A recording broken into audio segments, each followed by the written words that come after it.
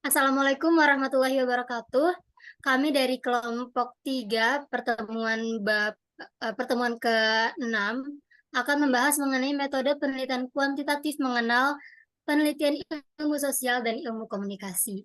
Sebelumnya perkenalkan saya Ahilia Pardica. Saya Irsyadatu Sofia. Saya Basyasya. Dan saya Hanifah Sani. Baik, selanjutnya materi akan disampaikan oleh rekan saya. Oke, selanjutnya ada introduction research. Apa sih pentingnya introduction? Introduction research atau pendahuluan adalah bagian pertama dalam artikel jurnal, skripsi, tesis, disertasi, ataupun penelitian ilmiah lainnya. Pendahuluan berisi informasi mengenai latar belakang penelitian. Nah, tujuan dari pendahuluan ini yaitu untuk menetapkan kerangka penelitian sehingga pembaca dapat memahami keterkaitan suatu penelitian dengan penelitian lainnya.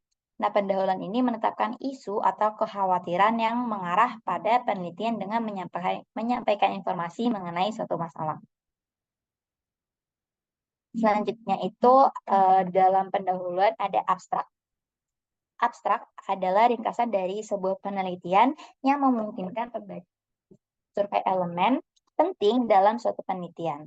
Letak abstrak ada pada Nah, abstrak ini harus ditulis secara akurat, non-evaluatif, koheren, mudah dibaca, dan ringkas. Nah, berikut merupakan urutan dalam menulis abstrak. Yang pertama, dimulai dengan permasalahan yang menjadi alasan perlunya suatu penelitian, terus menyebutkan tujuan penelitian, menyertakan data yang dikumpulkan untuk mencapai tujuan, terus menyebutkan metode yang digunakan dalam penelitian, dan abstrak itu diakhiri dengan menyebutkan implikasi praktis dari penelitian.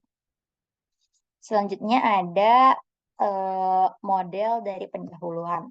Nah, pendahuluan ini memiliki bagian-bagian seperti berikut ini. Yang pertama itu menyatakan masalah penelitian. Yang kedua, meninjau penelitian sebelumnya yang telah menyelesaikan masalah terkait. Yang ketiga, menunjukkan kekurangan dalam penelitian. Yang keempat, meningkatkan pentingnya penelitian bagi halayak tertentu. Dan yang kelima, menyatakan tujuan. Selanjutnya itu ada the research problem. Dalam pendahuluan diperlukan adanya naratif hook yang berfungsi untuk menarik, melibatkan, atau memikat pembaca ke dalam pembelajaran. Berikut adalah tips untuk menulis pendahuluan yang memuat masalah penelitian. Yang pertama itu, menulis kalimat pembuka yang dapat meningkatkan minat pembaca, serta menyampaikan satu permasalahan yang luas sehingga pembaca dapat memahaminya. Yang kedua, jangan menggunakan kutipan yang panjang, karena akan sulit bagi pembaca untuk memahami gagasan utama. Terus yang ketiga, jauhi ungkapan-ungkapan idiomatis seperti kata-kata perumpamaan. Yang keempat, pertimbangkan informasi numerik untuk mengetahui dampaknya. Yang kelima, identifikasi dengan jelas masalah penelitian yang mengarah pada penelitian. Yang keenam, tunjukkan mengapa masalah tersebut penting. Yang ketujuh, permasalahan perlu dibingkai dengan cara yang konsisten dengan pendekatan penelitian dalam penelitian. Dan yang kedelapan, pertimbangkan dan tuliskan apakah ada satu masalah yang terlibat dalam penelitian yang diusulkan atau beberapa masalah yang mengarah pada perlunya penelitian. Selanjutnya itu ada studies addressing the problem. Ini tuh meninjau penelitian sebelumnya.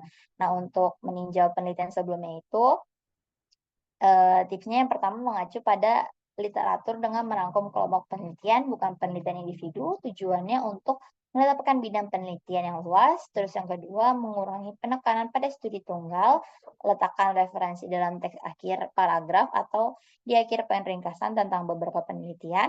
Yang ketiga, yaitu tinjau studi penelitian yang menggunakan pendekatan metode kuantitatif, kualitatif, atau campuran. Dan yang keempat, gunakan literatur terkini untuk diringkas seperti yang diterbitkan 10 tahun terakhir. Selanjutnya itu defisiensi spas literatur. Setelah menemukan masalah dan meninjau literatur, peneliti kemudian mengidentifikasi kekurangan yang ditemukan dalam literatur tersebut. Nah, tipsnya itu, yang pertama, sebutkan beberapa kekurangan yang dapat memperkuat kasus ini untuk penelitian. Yang kedua, identifikasi secara spesifik kekurangan penelitian lain, misalnya kelemahan metodologi atau variabel yang diabaikan. Yang ketiga, tulis tentang area yang diabaikan oleh penelitian sebelumnya, termasuk topik, perlakuan statistik khusus, dan signifikan implikasinya, dan sebagainya. Terus yang keempat, diskusikan bagaimana penelitian yang diusulkan akan memperbaiki kekurangan ini dan memberikan kontribusi yang unik terhadap literatur ilmiah.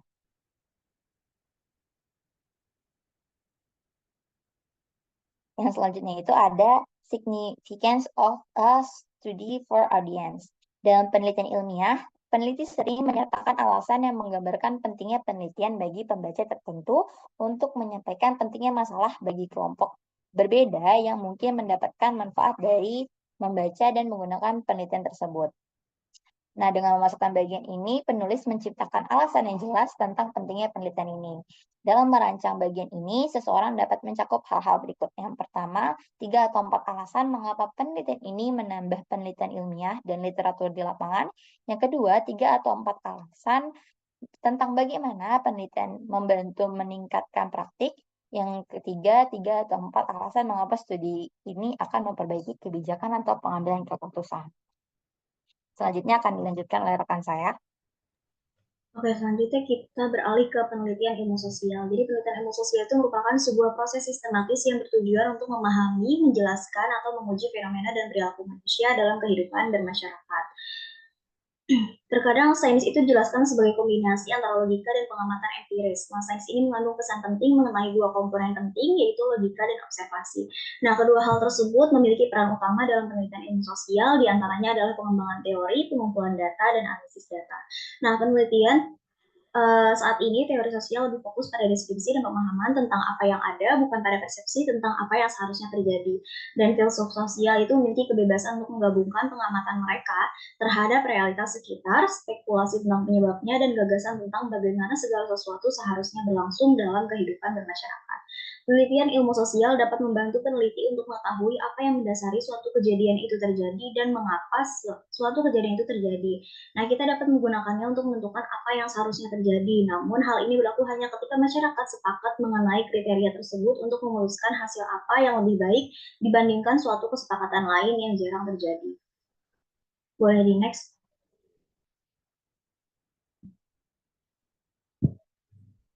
Nah, di sini ada 2 contoh jurnal ilmu sosial. Lembaga Riset Indonesia yang melakukan penelitian terkait ilmu sosial, salah satunya adalah Institut Ilmu Pengetahuan Indonesia atau LIPI, yang menaungi 2 website jurnal mengenai ilmu sosial. Di antaranya ada Jurnal Masyarakat Budaya dan Journal of Indonesian Social Science and Humanities. Jurnal Masyarakat Budaya adalah jurnal yang bertujuan untuk menjadi sumber akademik otoritatif tentang studi masyarakat dan budaya Indonesia. JMB ini merupakan mempublikasikan makalah penelitian asli, artikel ulasan, dan studi kasus yang berfokus pada masyarakat Indonesia, fenomena budaya, dan topik terkait lainnya. Lalu yang kedua ada Journal of Indonesian Social Science and Humanities, merupakan sebuah jurnal internasional yang melalui proses peninjauan oleh para ahli dan diterbitkan dalam bahasa Inggris. Nah, jurnal ini diawasi oleh perwakilan dari bidang ilmu sosial dan humaniora yang bekerja di Institut Ilmu Pengetahuan Indonesia. JIS diterbitkan 2 kali setahun dan mencakup berbagai aspek studi yang berkaitan dengan Indonesia, wilayah sekitarnya, dan konteks internasional dilihat dari perspektif Indonesia. Nah, JIS ini menerima sumbangan artikel berupa penelitian asli, ringkasan penelitian atau disertasi, serta ulasan buku. Lalu selanjutnya di sini ada kegunaan penelitian ilmu sosial. Kegunaan penelitian ilmu sosial itu diantaranya ada pemahaman sosial dan kultural. Penelitian ilmu sosial itu membantu kita memahami struktur sosial, nilai-nilai budaya, dan norma-norma yang membentuk masyarakat. Lalu ada kegunaan dalam kebijakan publik juga. Hasil penelitian ilmu sosial itu sering digunakan untuk menginformasikan pembuatan kebijakan publik. Data dan analisis dalam bidang seperti ekonomi, ilmu politik, dan sosiologi dapat membantu pemerintah membuat keputusan yang lebih baik terkait dengan masalah sosial dan ekonomi. Lalu kegunaan untuk pengembangan masyarakat. Penelitian dapat membantu dalam mengidentifikasi masalah sosial yang perlu diatasi dan menciptakan program-program pengembangan yang efektif untuk memperbaiki kualitas hidup masyarakat. Lalu selanjutnya perbedaan penelitian ilmu sosial itu ruang lingkupnya luas. Ilmu sosial itu disiplin ilmu yang sangat luas yang mencakup berbagai aspek kehidupan sosial manusia. Nah, ini termasuk studi tentang masyarakat, budaya, ekonomi, politik, sejarah, dan berbagai aspek lainnya yang membentuk kehidupan sosial. Lalu juga tujuan utama ilmu sosial itu untuk memahami struktur sosial, dinamika, dan perubahan dalam masyarakat manusia. Lalu metode penelitian ilmu sosial itu menggunakan berbagai metode penelitian termasuk survei, wawancara, analisis statistik, penelitian lapangan, dan sebagainya. Lalu bidang studi ilmu sosial itu meliputi sosiologi, antropologi, psikologi sosial, ekonomi, ilmu politik, sejarah, dan geografi manusia. Boleh di next.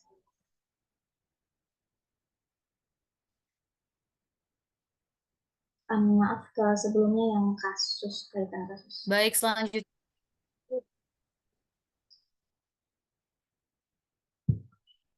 Oke, boleh lanjut.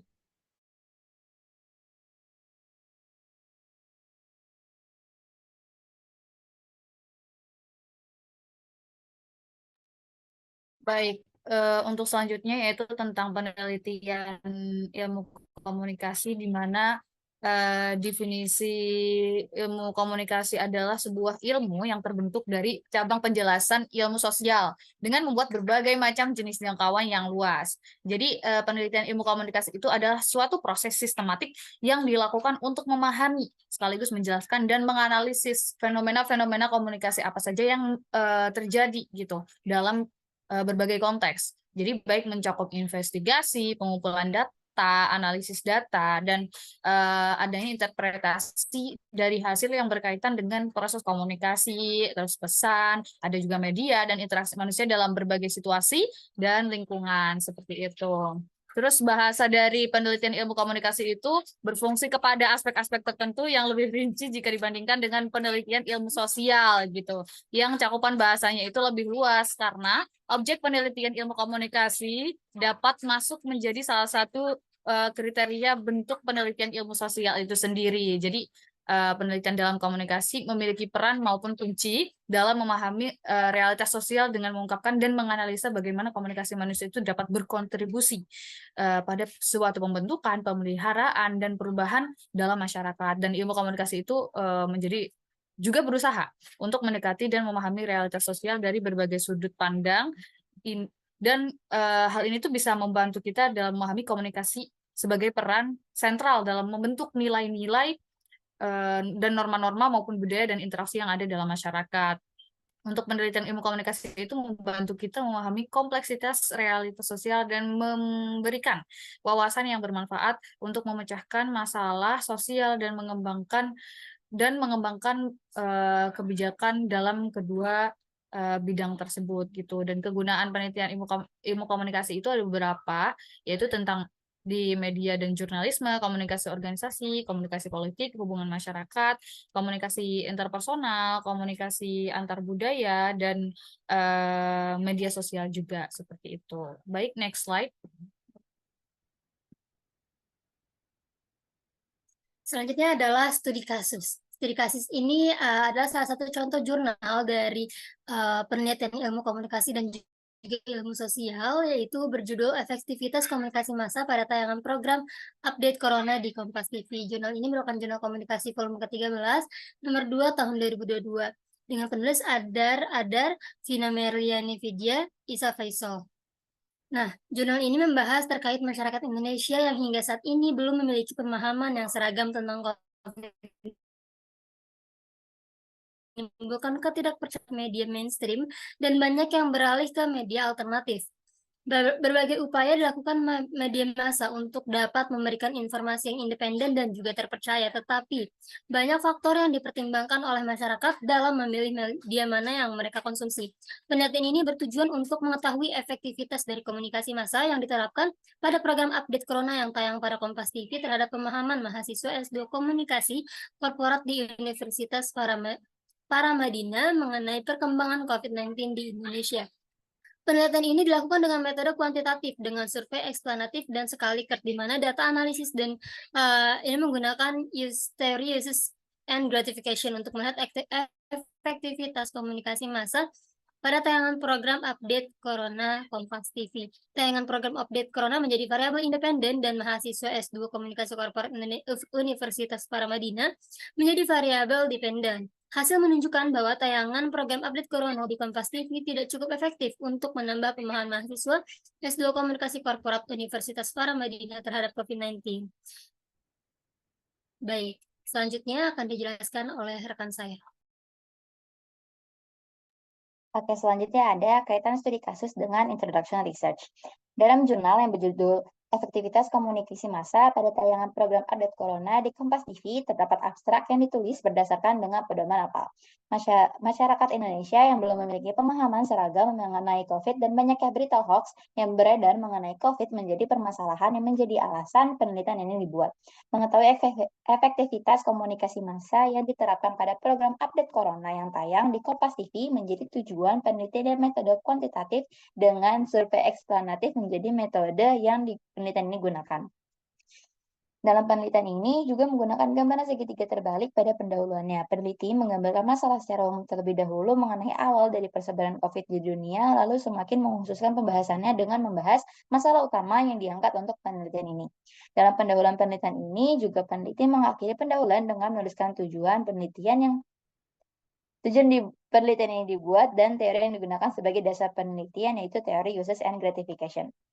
Selain itu, penelitian ini menggunakan penelitian terdahulu yang memiliki kaitan dengan penelitian ini yaitu penelitian milik Wibisono yang berjudul Framing Analysis of the Kompas COVID-19.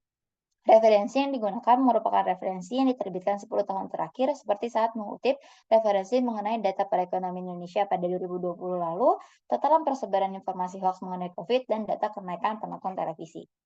Selanjutnya akan dijelaskan oleh rekan saya. Oke, selanjutnya kaitan kasus dengan penelitian ilmu sosial.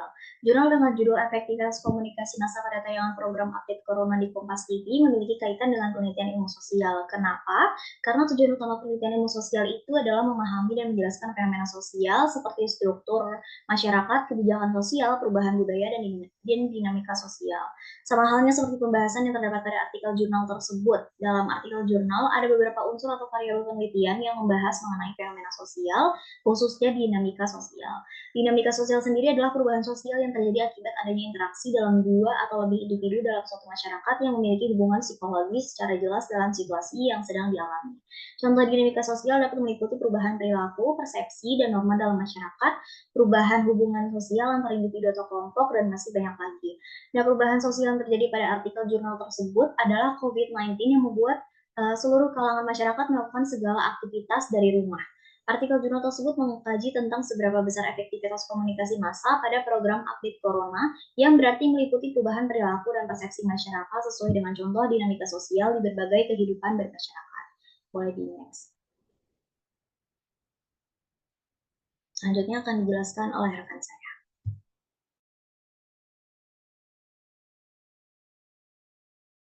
Oke, selanjutnya adalah kaitan kasus dengan ilmu komunikasi. Artikel jurnal dengan judul Efektivitas Komunikasi Massa tadi pada tayangan program Update Corona di Kompas TV, jurnal tersebut itu berfokus pada salah satu subdisiplin ilmu komunikasi yaitu studi media, di mana penelitian tersebut itu dilakukan dengan metode kuantitatif dengan survei eksplanatif dengan skala Likert, di mana data dianalisis menggunakan teori uses and gratification untuk melihat efektivitas komunikasi massa itu sendiri pada tayangan program Update Corona Kompas TV. Teori uses and gratification itu merupakan salah satu teori komunikasi massa yang bertujuan untuk melakukan pendekatan untuk memahami mengapa dan bagaimana orang secara aktif mencari media tertentu untuk memenuhi kebutuhan tertentu.